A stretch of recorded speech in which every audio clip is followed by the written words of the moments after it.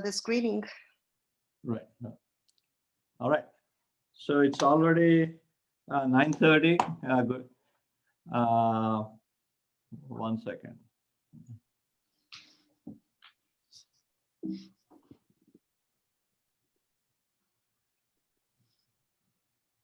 So,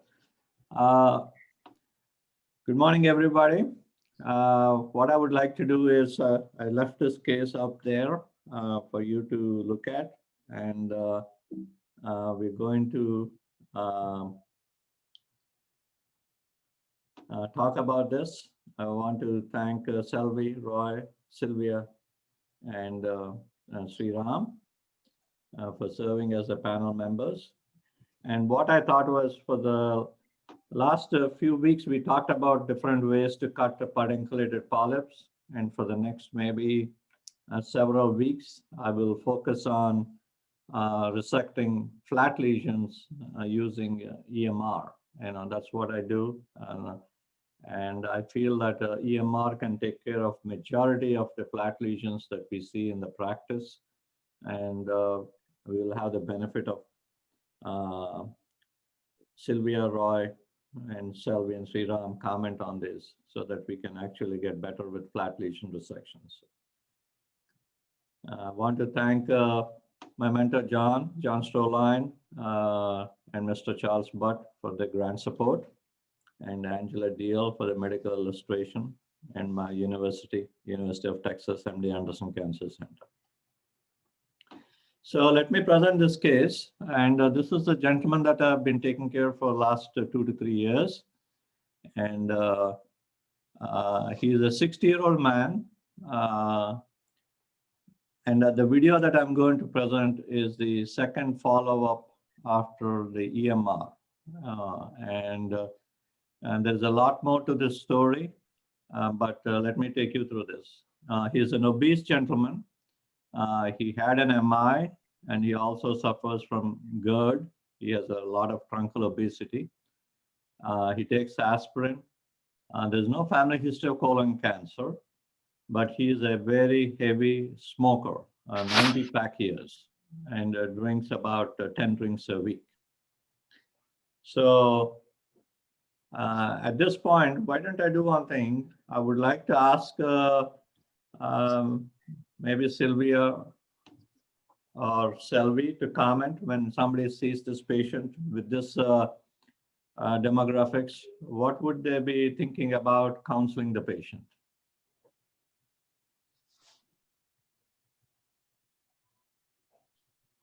Selvi, maybe you want to start? Sure. Yes, I can go first. So I think, Raju, you raised all of the red flags that all of us should be aware of when we're seeing patients, even if it's for, whether it's screening colonoscopy or they're coming in for some completely different issue. I think obesity is a very clearly identified risk factor for cancer, and also associated with colon cancer in particular, as well as esophageal cancer related to Barrett's. So I think weight loss is certainly something that we would counsel the patient on. I know Dr. Zhang, our hepatology colleague, is on this call, and he would definitely do some liver function tests to evaluate for non-alcoholic steatohepatitis, or in this case, the patient is more, I would say, at least a moderate drinker that he admits to. So it could be alcoholic steatohepatitis also. So I think the obesity is one thing. I think the smoking, obviously, if he's a current smoker, he should start thinking about quitting. Usually it takes multiple attempts for a patient to successfully do smoking cessation. I know at MD Anderson, we have smoking cessation programs that patients and even employees can enroll in, and I'm sure that's available at other centers as well. And then I think decreasing the amount of alcohol that he drinks is important as well. There are potentially some health benefits for very small amounts of alcohol, specifically, red wine. But I think the overall message should be weight loss, decreasing to stop smoking, and definitely decreasing significantly his alcohol intake. And apart from that, I know you're doing a colonoscopy here. The patient is presenting for a second follow-up from an EMR. But I would definitely look in his chart and see if he's had an upper endoscopy, because he's got several risk factors: the obesity, the smoking, the alcohol, and of course the underlying GERD for Barrett's esophagus. And I would ask him about a family history of esophageal cancer, because that's another risk factor for Barrett's esophagus as well. Sylvia, anything more Yes. to add? I very much agree that I would counsel this patient as well on his lifestyle factors. Of course, these are the most important in this medical history. He has no relevant risk factors for hereditary forms of cancer, as his family history does not mention colon cancer. He is probably he's 60 years old and under surveillance, but because of his lifestyle factors and not because of familial colorectal cancer. So I would go for the same approach. Yeah. One of the things that I tell my patients when I see somebody with a smoking history, I tell them that your risk is as bad as somebody who has a family history of colon cancer. Is that an appropriate statement? I think that it is very well translated to the patient. I don't know data which compare the two independent risk factors, but I think that it's a very good message for our patients. I would say I don't know that there's data specifically comparing those two factors head to head, but Raju, I would say that smoking is worse, because family history of colon cancer impacts the person's risk for colon cancer. Smoking, current smoking, and even past heavy smoking, tobacco exposure will increase the risk for many, many other things. Heart disease, which this patient has already had, obviously lung disease, lung cancer, head and neck cancer, esophageal cancer, and bladder cancer. I mean, the list goes on and on. So I think I would argue that smoking is actually worse than having just a family history of cancer of one organ. Great point. Yeah, one of the things is, I think we have some nurses here, some of our endoscopy staff here. One thing is, as a patient comes in and we try to ask them their history, we enter them into the electronic medical record, and we lose that opportunity to stop and tell the patient or share with the patient, hey, smoking could be a big issue for cancer. You're in a cancer hospital. We are worried about that. How about we help you with a program to stop smoking? At Anderson, the smoking cessation treatment is completely free, and it is supported by the money, the tobacco industry lawsuit money is supporting the programs for free. And we should take that as an initiative to educate the patient at multiple points. When they come in, and then after the procedure, when you're telling them about the path, the nurse has time to spend with the patient, and we should take that opportunity to educate them. Sriram, what are your comments before we go to the next slide?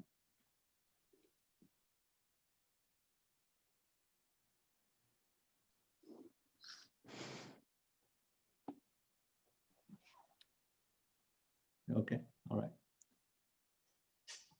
So this is this is the summary of all the polyps that he had removed. I had access to 2 prior colonoscopies, and as you can see here, he had multiple polyps, in the cecum, IC valve, ascending colon, transverse colon in different sections, descending colon, and sigmoid and rectum.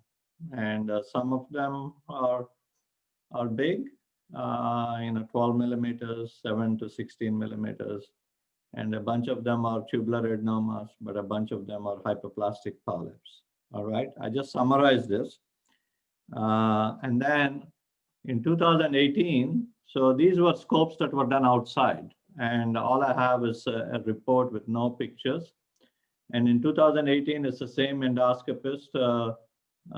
It's good that he brought him back. and he found a bigger lesion, a 19 mm lesion on the IC valve. He took a biopsy, tubular adenoma, and then he removed some more tubular adenomas and hyperplastic polyps. And then he was sent to us for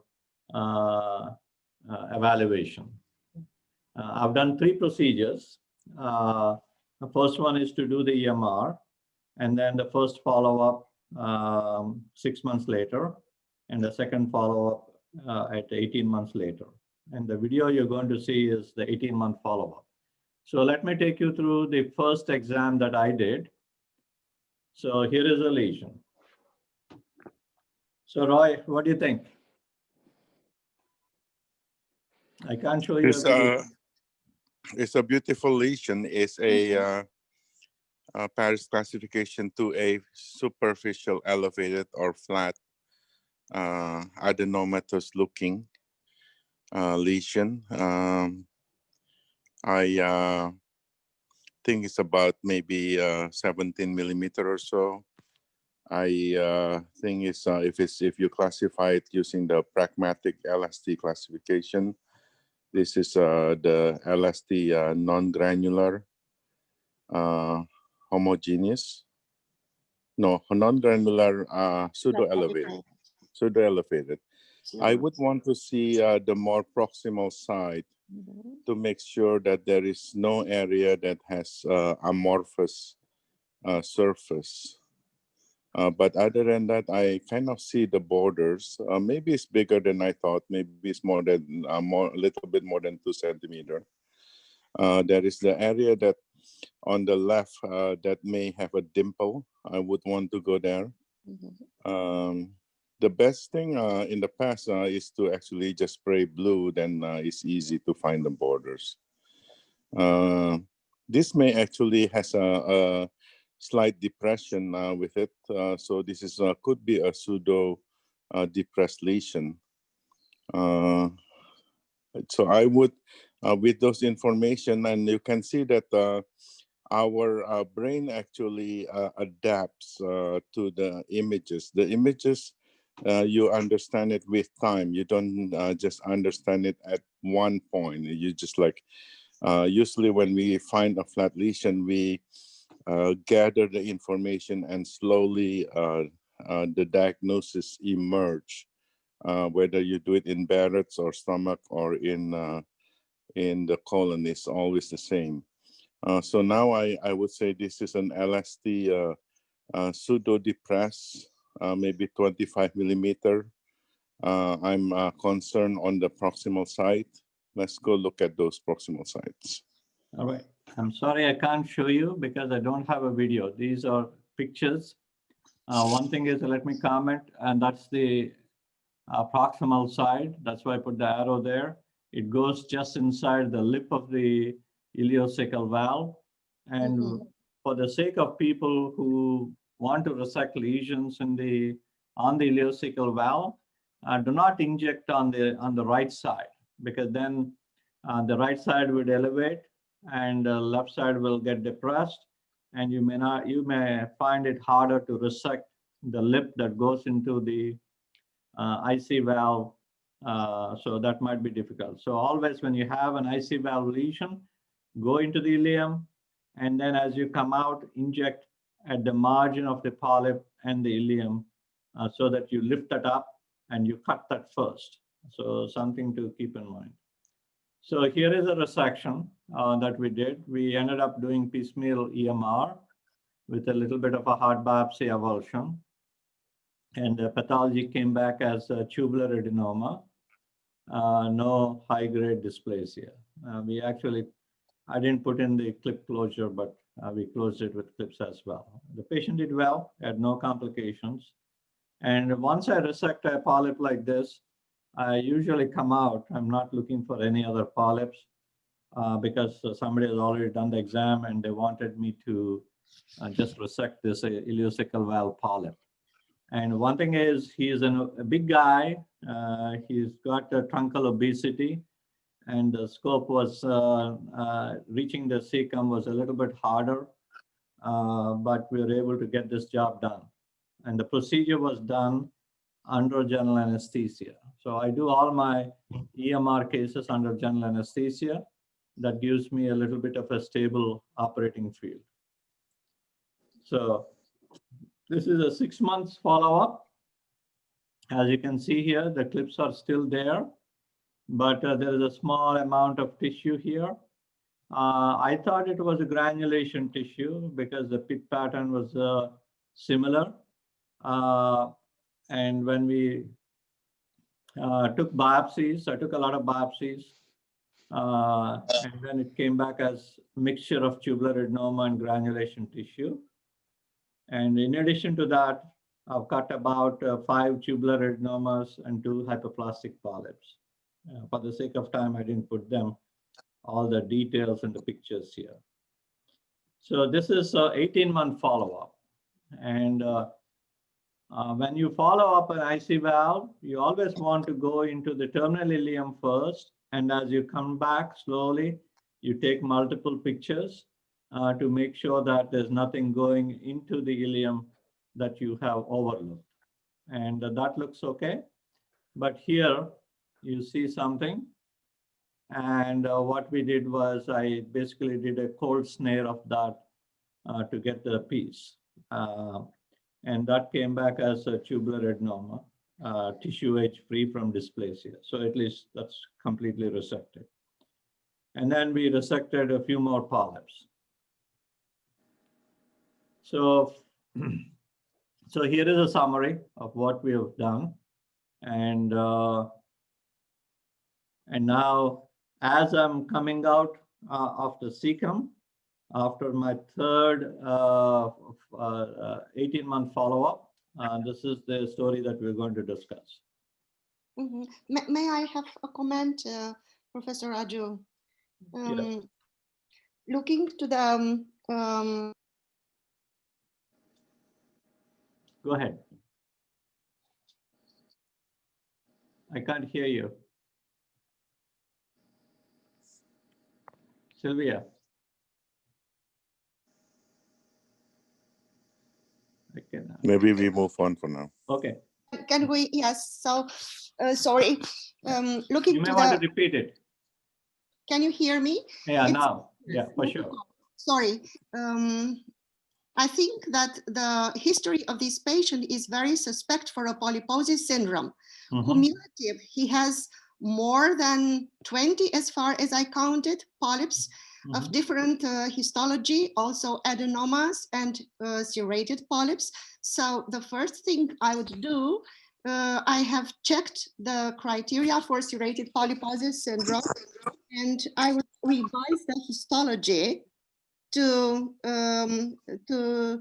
come up with a diagnosis in this case, because this has consequences if there is a serrated polyposis syndrome or a multi-age-associated polyposis, then surveillance should be offered using chromoendoscopy right. to maximize the outcome, the detection of small lesions. Right.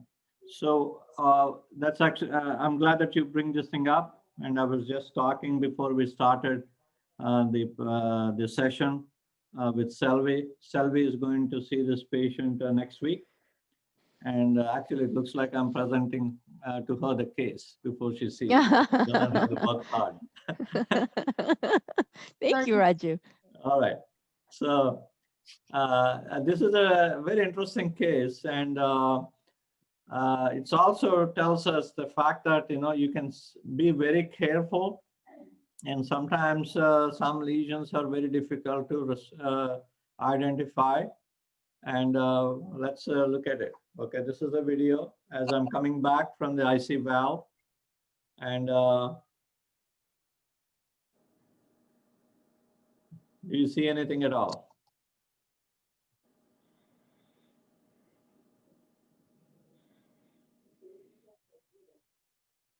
There are some small lesions.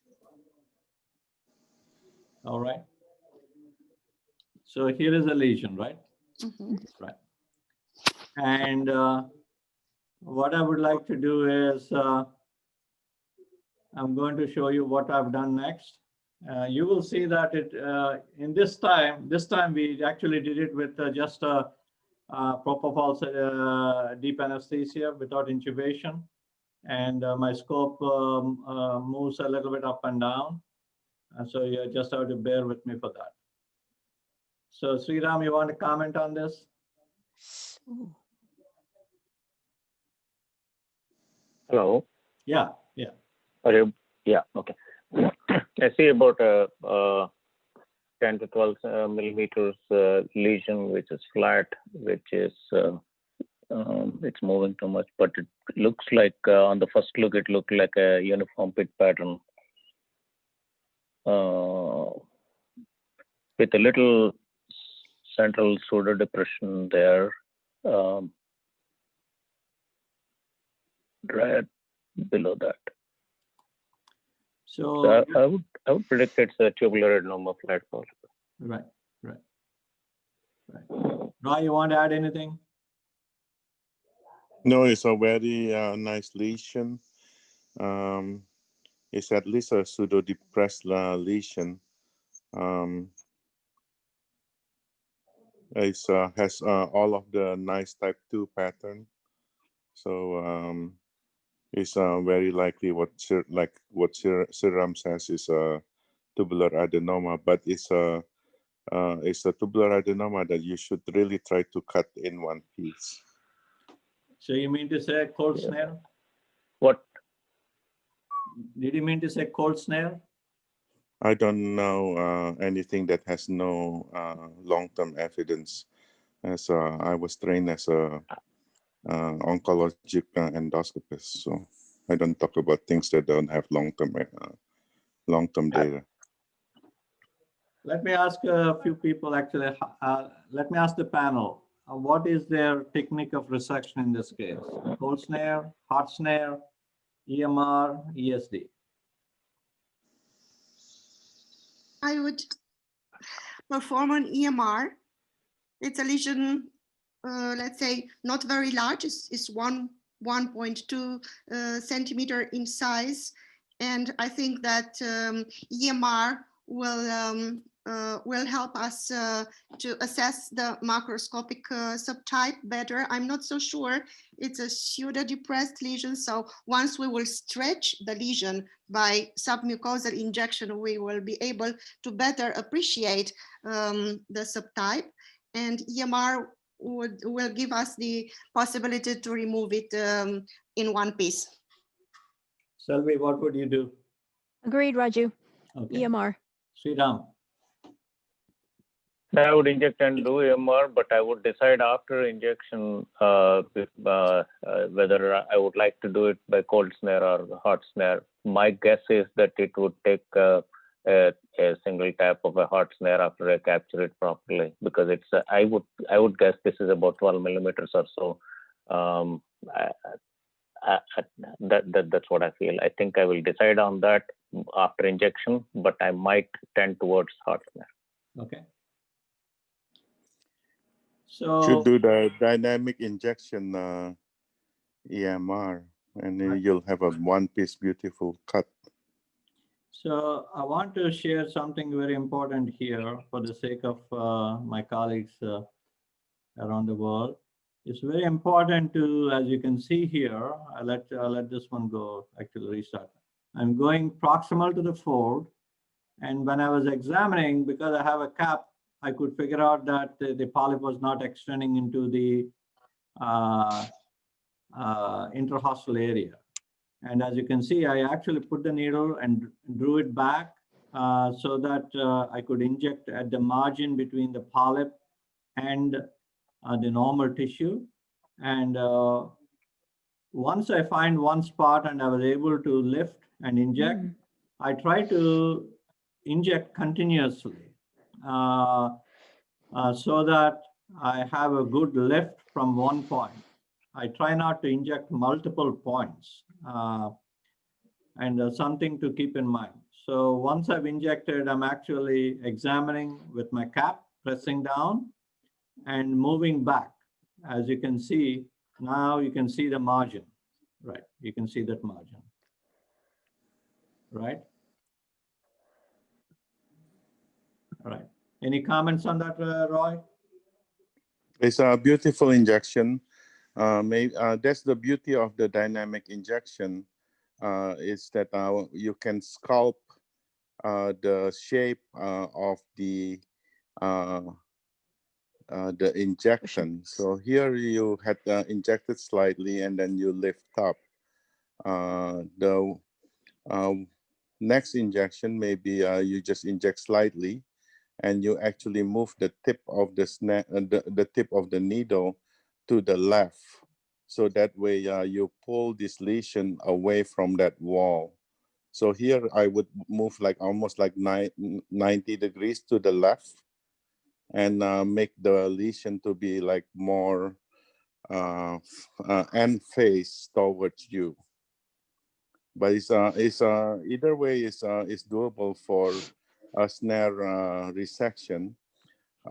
So here the snare should be done almost with a fulcrum to the side. Then you for sure then you will be far away from the muscular propria. So you can see that if you put you can put the snare horizontally, then you will capture this polyp nicely. All right, that's good. Or So, here on this picture, you can see the line. If you just follow where the needle would go, that is the line of how the snare should be placed in order to capture this polyp in almost one piece. okay. Yeah. All right.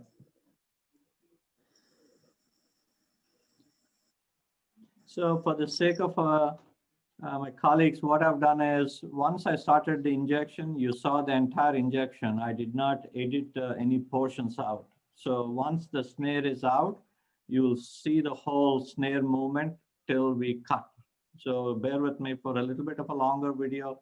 By this, you'll learn a little more details. So here is the snare. And one thing is, I let Roy comment on this.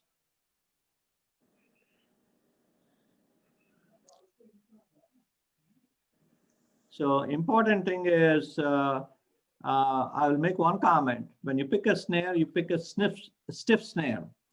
And nowadays, Olympus has a cold come hot snare and a hot snare, pure hot snare. This is a pure hot snare. The pure hot snare is a much more stiffer than the cold come hot snare. That is what they call the Snare Master Plus. That might be a little bit difficult to stay put. And as you can see, I'm using my space and the stiffness of the snare to be able to cut the polyp. And why don't I do one thing? I'll go back from here and let Roy comment on this, because this is something I would want him to comment. So here, Raju is using the tip of the snare to impact it to the opposite wall so that the snare doesn't move around, because he is using the technique of fulcrum to the side, and he is going to like then push it down. He's going to suction the lumen somewhat so that there is less tension on the polyp, and then therefore the polyp will get into the snare. So there it is. He thinks that he gets it. He looks down. He's going to suction a little bit, and then he's going to capture it. This is where the art of endoscopy is. You have to believe that you had positioned the snare at the right place, that it wouldn't move, so that you had captured the proximal site. And now he's going to release, ask the assistant to release the snare site slightly, and then tip up just a half a millimeter or so, and then he's going to just cut it. I've never seen this video before. You're the master. That's why I ask you. All right. So this is the resection edge. And let Roy comment on that. Yay. It looks good. It's beautiful. The slight It looks like a heart. hematoma is nothing to be concerned about. And here there is, I still don't understand my colleagues that are so afraid to use the electrocautery. I wouldn't tell the surgeons to like do opening somebody's abdomen using their fingers. We need the knife and the electrocautery to be doing our job. So here he has coagulated anything that could be residual at the edges. A couple of 3 or 4 months ago, Raju had proudly sent me this article about findings whereby the DNA changes at the periphery of a neoplastic lesion occurs or is observed when there is no adenomatous finding on the surface, at least what our eyes can see. So here is like a beautiful cut. He has made sure that the chance of recurrence on this lesion is essentially zero. So beautiful, good job. So at the next step, at most, I would just put a couple of clips because this patient is high risk and we really don't want to be going in and then try to find a bleeding post-polypectomy site when the patient is having so many comorbid conditions.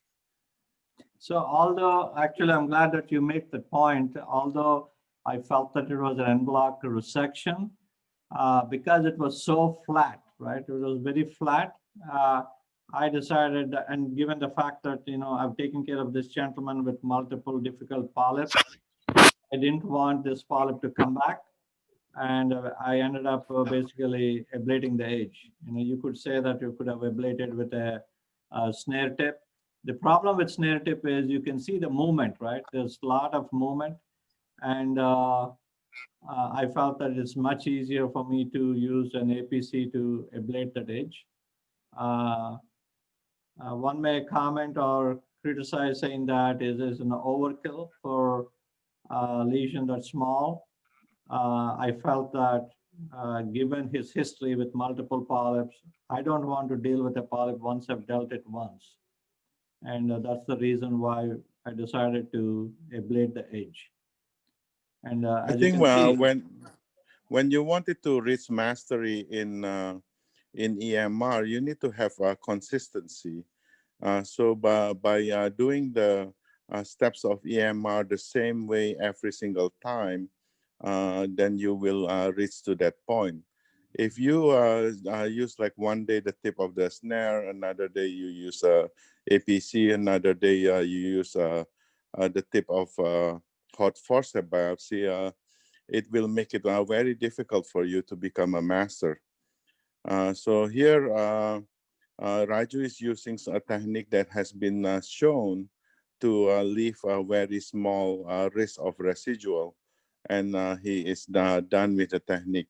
There is a big difference between APC and the tip of the snare.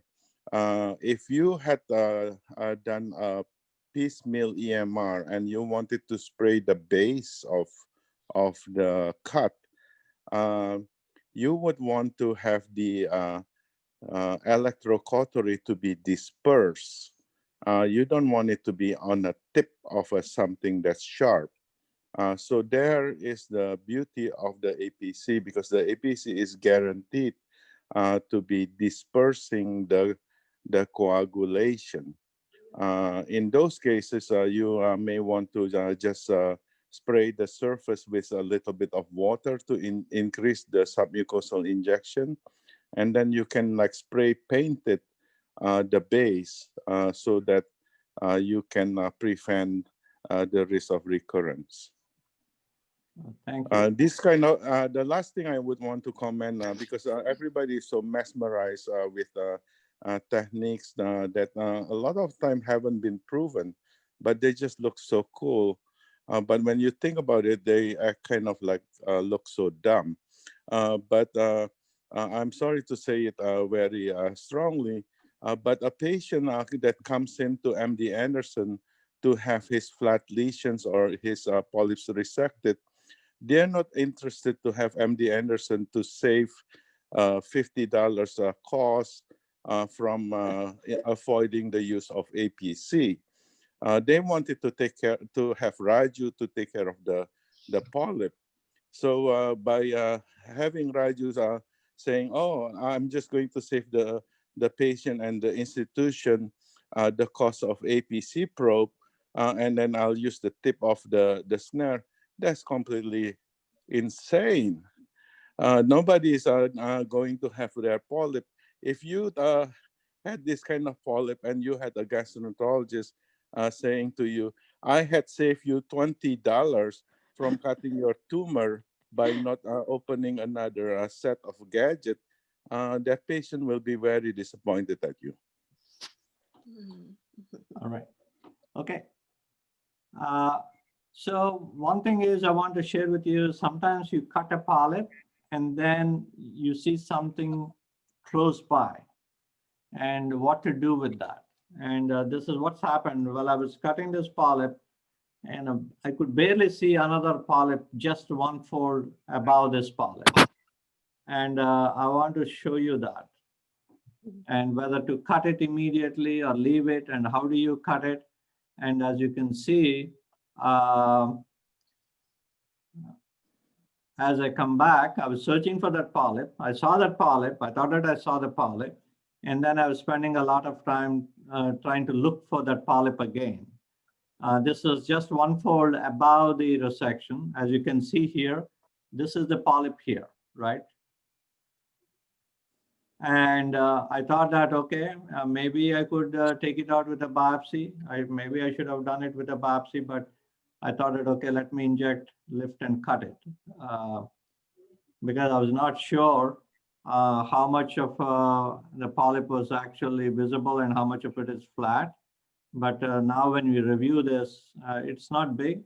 You could have taken it out with a maybe jumbo biopsy forceps, but we ended up going this route of injecting and lifting and cutting.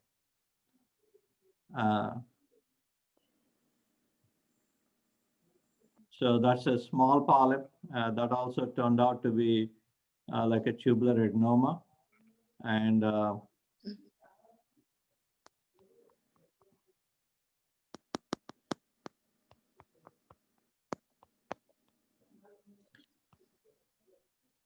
so when you see patients like this, where you see this subtle polyp, like the one that we resected first, and those are the patients that I worry about, whether they harbor more of that type of polyps.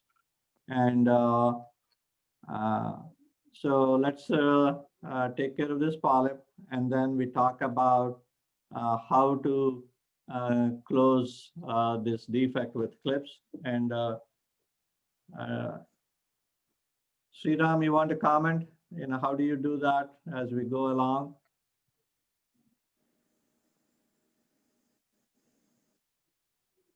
Yeah, I would start from one margin, from the left to right, and but depends on if there is too much movement. Wherever I can get, I will try to close one clip. That way, it will give me access to the rest of the defect.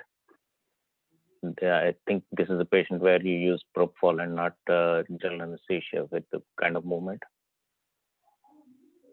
Otherwise, this is not a big defect, so I'm not too worried about post-polypectomy issues.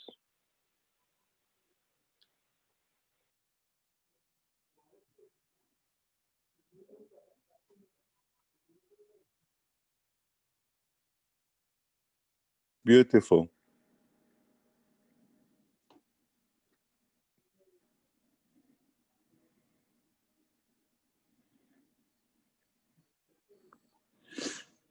One thing is you would see that you're not seeing the lower blade. So one of the principles that I apply is once I open the clip, I bring the clip back to the tip of the scope, and my open clip, the lower lip actually is not visible in the field as I'm reaching to the center. You know, although this clip has a larger wingspan, one of the problems is I've noticed is control of rotation is a bit tough. You know, of all the clips that have rotation, I think the resolution clip has much better control. So the other thing is once you close, you want to make sure that you take pictures on either side and make sure that your clip has not hanging on to one edge, but to both edges. Another thing that I try to do if I'm having difficulty in applying that clip is I would stay away from the site of clipping, predetermine my orientation of the clip. So I open the clip and rotate it to the ideal situation where I want it, the direction in which I want it, and then close it in that position, and then put the closed clip next to the place where I want to apply the clip, and then open it. That way, I don't need to manipulate too much, and sometimes it allows more appropriate clipping. Yeah. So let me show you. Okay, I open the clip. You don't see the lower margin. I'm engaging the lower margin at the lower edge and pushing my scope up, bringing the edges together. And I want to make sure my upper arm of that clip goes across. And, you know, it's as if you are getting on a horse, right? You want to have both limbs on either side exactly. So, all right. Let's do one thing. I would like to open this one for any comments or discussion. Well, I wanted to just a pet peeve of mine. I thought I'll get it off my chest of these clips. Please. So I think it is important. It's a small detail, but it may not be of much consequence. But I believe that it becomes a consequence in very difficult situations. So I think personally it is important for an endoscopist to see how the clipping disengaging mechanism is for each of these clips, because we do use different kind of clips. So one essential difference is that with resolution clips of Boston Scientific and Impact from Cook or DuraClip, the other company, is that once you deploy the clip with resolution clip, there is a hook that still is attached to the clip, and unless we make sure that in visual field the disengagement of the clip from the catheter itself, it is not 100% certain that it is disengaged. Then when the technician yanks the handle, then very, very rarely, but occasionally, it can yank the clip because it has not disengaged. Whereas the mechanism of impact clip and DuraClip is such that when you apply the clip, it is disengaged automatically.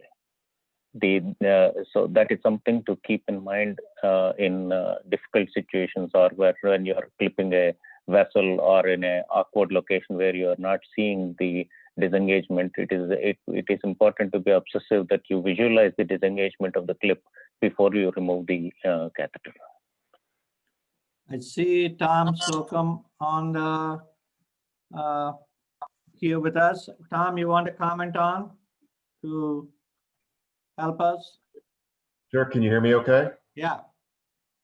Yeah, I would just add that Dr. Parapudi, I thank you for your comments. I would say that secondary action that you're talking about with resolution clip is what ensures its ability to lock correctly. And knowing how important retention is with clipping, that's why there's kind of that second click. And so I would tell you, kind of your comments are right on point in that that's one of the things that becomes so imperative about training staff correctly, because if you do have some staff that doesn't deploy clips frequently, sometimes they're not certain that they have to get that second click with the resolution clip. And that's what's kind of having that locking mechanism be engaged. So it's a very good point, and it highlights the need to have very well-trained staff. So Tom, I've not seen a video that actually explains that well. Is there a video out there that explains what you said? So that I'll double check that. And then I just saw Dr. Zong's comments too. There is a slight little, we call it the yoke, that sometimes releases off of that secondary clip. It's a small little piece of stainless steel. And that typically, like the clip itself, will then pass. We haven't had any reported adverse events with that, but it is a question that does come up frequently. But Dr. Raju, I'll definitely search to see if I can find a relevant video for you to send over. All right, or when you're in the lab next time, why don't we shoot one so that we can actually make that point very clear to everybody, because this is an important point. And I think if the clip, one thing is you can yank the clip back, like Sriram pointed out, but the worst thing could be when you think that you deployed the clip and you pull back and the clip got deployed in your scope. If your clip is not all the way out and then you suction, and that is going to be, I don't know how many thousands of dollars of repair if you can't get it out. Raju, may I give a suggestion? Yeah. Perhaps next week or so, we can talk about the universal method or technique to deploy the clip. Because all of these nuances that people talk about, one clip is different than the other one and all that, is very confusing. There are so many other things that's going on when you try to perform a clip, especially when you're clipping a bleeding vessel. So a long time ago, we have been saying, well, the steps to deploy a clip can be standardized, and that universal technique can be used for any brand of clips, and it can be assuring to most people so that they don't have this problem whereby the clip becomes a biopsy forceps. But we can share it to everyone so that everyone can see what we are talking about, and they can then practice it. All right. So why don't we do You're so right.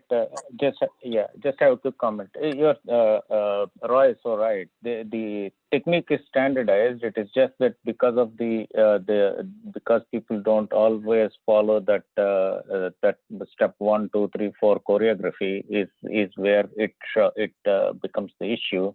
And all I'm saying is that people may have, as a part of that standardization, disengagement of the clip from the catheter has to be confirmed before you remove the handle, and then it solves all the problems, because every clip, whichever brand, you do it the same way. You add location, clipping, disengagement, removing the catheter. Now the brand doesn't matter. Exactly. Let's talk about those, and then share it with everyone what we meant with that, and then everyone can practice the universal clipping technique. It's really will allow that every time is a successful clip. I think it's a great idea. Let us, if you allow me, we will plan it by mid-January, unless Okay. there is material. Let me ask Laura. Maybe Laura could actually make it as a project for our group and invite Tom and other endoscopy vendor company reps to see if they could bring us the clips, and then we record a video, exactly what the small details that we need to know. Laura? That sounds good. Yes, Dr. Roger. Good morning, everybody. Yes, we can definitely do that. I will get with Tom and then we will set a date and then we can do the video. All right. I think that will be very useful. I think we get Tom on board, we get the others on board, so that at least we can figure out the small details that everybody needs to know. All right. Any last minute points to discuss? Awesome. It's a great, Interesting. great demonstration of the flat lesions. I would be very curious about the of histology in this case and the final diagnosis.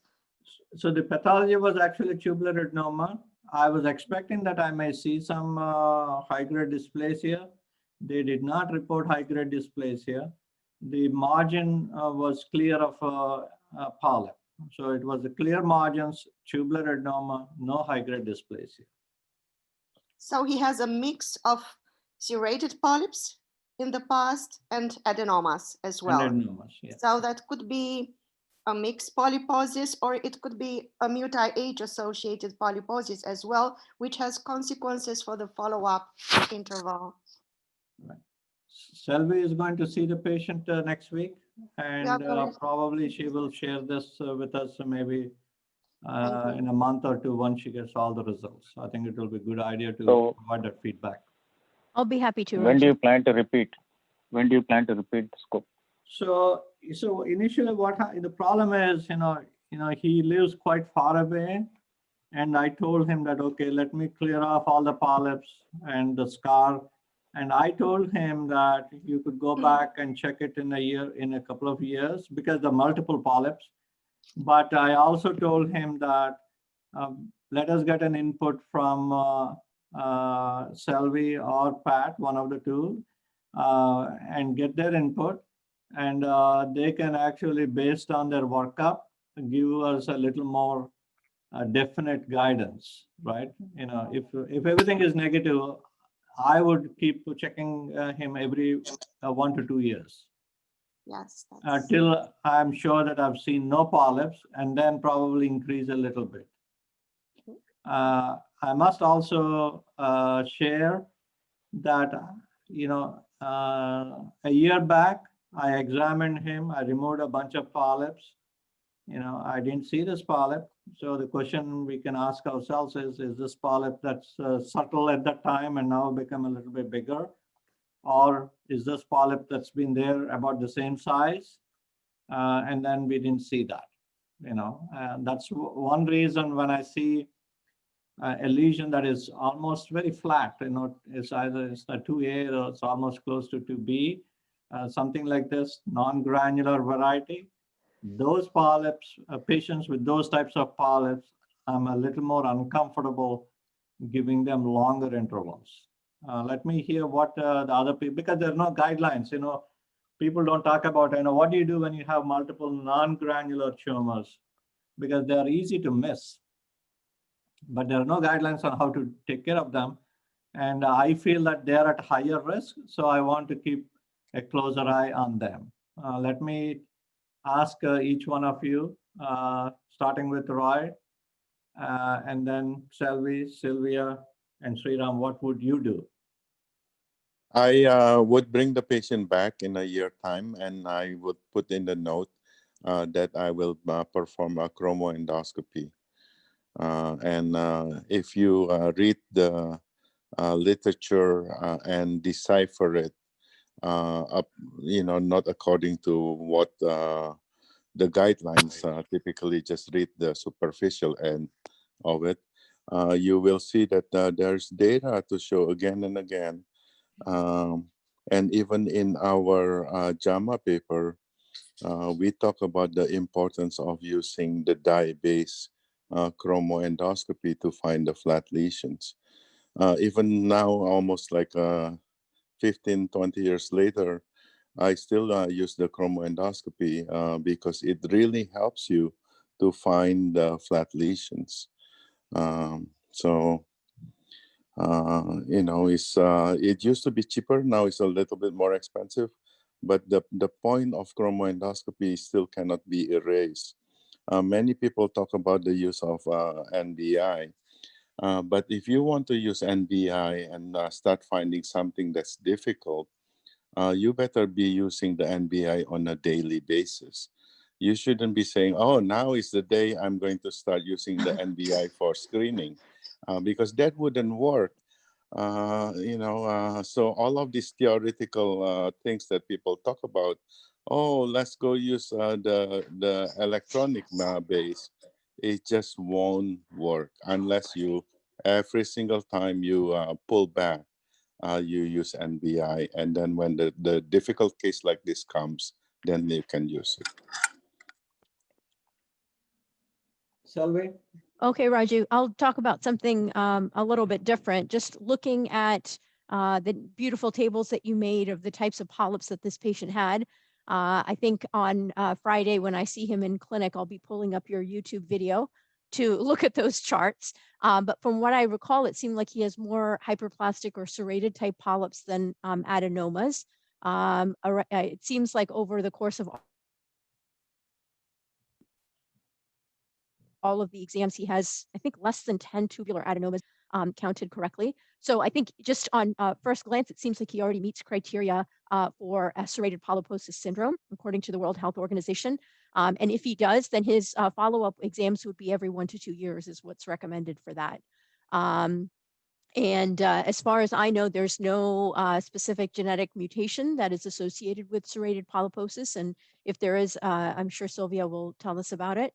But otherwise, I mean, given the fact that he has, I think, less than 10 tubular adenomas, it may be difficult for our genetic counselors to order a colon polyposis panel. And he also has no family history. So he's not going to necessarily meet insurance criteria for coverage of these tests. But in general, I do try to encourage the patients to get them done if they're concerned about it. If they're concerned enough to come and see me in clinic and talk to a genetic counselor, then I think they're concerned enough to pursue it further. And usually it's, you know, under $250 for the patient to stay out of pocket for a colon polyposis panel to include APC gene mutations and YH mutations, and then also the colon cancer panel to include the Lynch syndrome genes, and then a variety of other lesser known genes. So I'm happy to give you follow up, but I think 1 to 2 years just based on his serrated or hyperplastic polyp history. Thank you. All right, thank you, Selvi. Yes. Sylvia? I think I would do 3 things. I would firstly revise the histology together with my pathologist to make sure, are they sessile serrated adenoma? So is the dysplasia within a sessile serrated polyp, or are there adenomas? Which is the most characteristic phenotype of this case? Second, I would advise surveillance colonoscopy in 1 year using indigo carmine. So pancolonic chromoendoscopy is now recognized as the best strategy in surveillance of patients with multiple small lesions. The European, the BSG guidelines recommend chromoendoscopy for this purpose. And I would recommend the patients to be endoscoped by an experienced endoscopist who can carefully assess and document all the lesions found. And last but not least, I would address to my geneticist with a specific question. As Salvi said, a serrated polyposis syndrome does not have a specific gene mutation, so we don't refer the patient to the geneticist to confirm a serrated polyposis syndrome because this is a clinical diagnosis. We just want to rule out other polyposis syndromes, and I would go targeted. Which polyposis syndrome can be, because next generation sequencing is expensive and not all the patients have access, at least in my experience, to this technique. So based on the anamnesis, is a 60-year-old man, does not have a family history of cancer. So I would not think to attenuated FAP because he would have had polyps at a younger age and a family history. The fact that he develops polyp at an older age and in association with obesity makes me think more to multi-age-associated polyposis. So I would like the geneticist please rule out multi-age-associated polyposis. Could it be a de novo Lynch syndrome? I don't think so, but I will let the geneticist to determine whether additional molecular tests are needed. So I would target my genetical approach based on the phenotype to conclude. Oh, thank you so much. Thank you. All right. Yeah. Well, beauty of going last is that everyone covered excellent points, so I don't have to repeat whatever the others have said, but I have 2 points. One is that I would call him in 1 year, but if he is not agreeable or if he has other issues, considering his multiple comorbidities and a distance from a longer distance from where he comes from, and the fact that Dr. Raju has taken care of all visible lesions in the past and now, I will not sweat too much if he comes at 2 years. The second aspect I want to cover is that although he doesn't have family history, although he's not fitting in any particular syndrome, his siblings and his children are at risk for similar lesions. So I would encourage him to talk to them and get them in the line. Can I add one thing, Raju? Yeah, please. I would make sure that he's had an upper endoscopy at least once. Yeah. To make sure that he doesn't have I any. think Yeah. maybe Well, if when he's you followed by see- somebody outside, they may have done it. Yeah. I think it's a good idea because he is at risk for Barrett's. Yes. All right. Right. Thank you, Raju. All right. Thank you so much. Really appreciate you all joining. And we will continue. We'll continue with a lot of EMR cases. And maybe in a month or 6 weeks, we will come back and look at how to deploy clips. We'll create those videos. Wonderful. All right. Thanks a Thank lot. you. All right. Hope you all Thanks, have a great- everyone. Thank Thanks, you so everyone. much. Thank you. Bye. Bye, Raju. Bye-bye. Thank you.